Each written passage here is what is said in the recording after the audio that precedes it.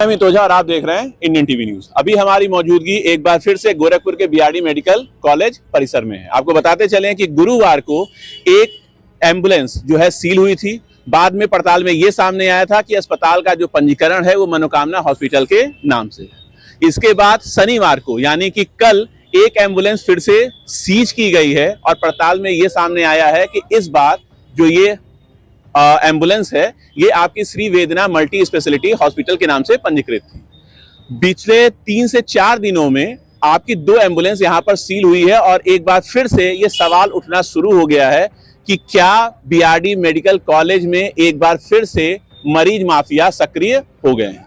आपको एक बार फिर से हम बताते चलें कि 2024 में जब मेडिकल माफिया पे लगाम लगनी शुरू हुई थी उस समय कृष्ण कुमार बिश्नोई थे। कृष्ण कुमार बिश्नोई का जब गोरखपुर से ट्रांसफर हुआ उसके बाद अभिनव त्यागी गोरखपुर में आए थे और उसके बाद भी लगातार कार्यवाही चल रही थी।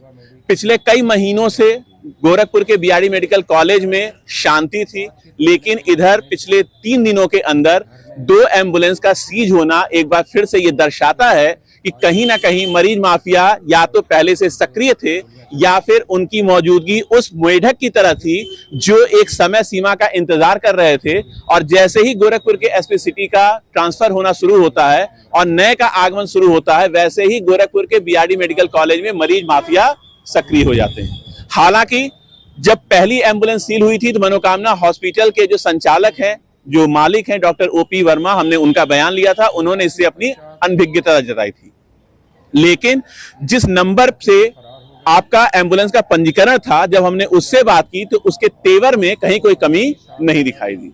वहीं दूसरी अस्पताल के नाम से पंजीकरण, जिसका वेदना का नाम बताया जा रहा है, उसका जब एम्बुलेंस सील हुआ वहां के मैनेजर से हमने बात की। उन्होंने जो अपनी बात कही वो भी हम आगे की खबर में आपको दिखाएंगे। लेकिन एक बार फिर से सवाल ये उठता है कि क्या मरीज माफिया गोरखपुर में फिर से सक्रिय हो गए हैं।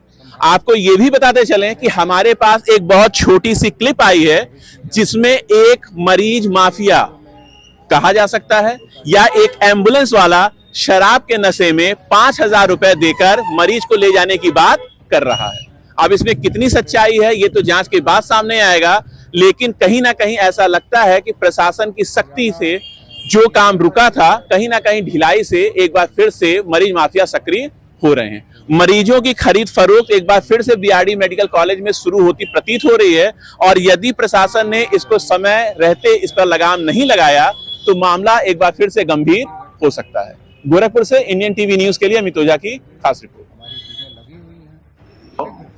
हाँ। अरे मनीष जी, अमित ओझा बात कर रहा हूँ इंडियन टीवी न्यूज से। जी अमित ओझा बात कर रहा हूँ इंडियन टीवी न्यूज से। बताए भैया, नमस्कार। नमस्ते भैया।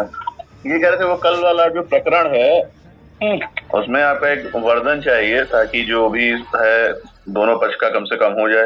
यही ज्यादा सही रहता है हम लोगों के लिए। क्या चीज चाहिए?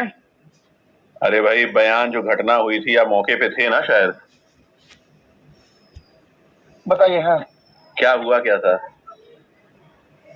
गाड़ी गई भी, कोई फोन किया था हाँ, कि हमको कहीं जाना है। हाँ, ड्राइवर मेरा चला गया बिना बताए। हाँ, मुझे जानकारी रही होती मान लीजिए, बिना चौकी में दर्ज कराए कोई जाता नहीं है जो नियम कानून सिस्टम से। तो यही है कि मान लीजिए ड्राइवर कुछ समझ नहीं पाया, तब तक जो है गार्ड देखा, बस गाड़ी पुलिस को बुला दिया। यही प्रकरण पूरा है। हम लोग गाड़ी रखे हैं अपने अस्पताल की निजी सुविधा के लिए। मान लीजिए किसी मरीज को जांच कराना हो उसके लिए रखे हैं। क्या बताया जाए। ड्राइवर मतलब अपने मन से लोग लेके चल दे रहे हैं। हमसे क्या बताएं, हमको लगा जांच कराने गाड़ी गई है। हम उस समय अपना एम्स में जांच करा रहे थे।